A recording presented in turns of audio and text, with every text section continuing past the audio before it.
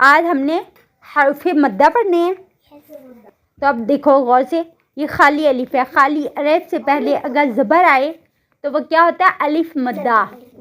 क्या होता है? अलिफ मद्दा। हाँ, वो अलिफ मद्दा होता है। और वाव जज़म, वाव साकिन से पहले पेश आए तो वो क्या होता है? वाव मद्दा। वाव मद्दा बन जाता है। और अगर या साकिन से पहले ज़ेर आए तो या मद्दा होता है। या मद्दा, ठीक है। ये क्या है?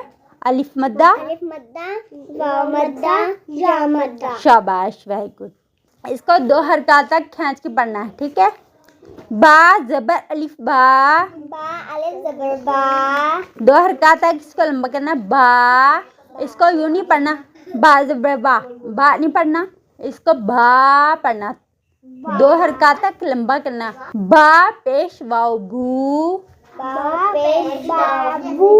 बा ज़ेर या बी, बा ज़ेर या बी। बा बा बू बू बी, बी। ऐसे ही सेम आगे है।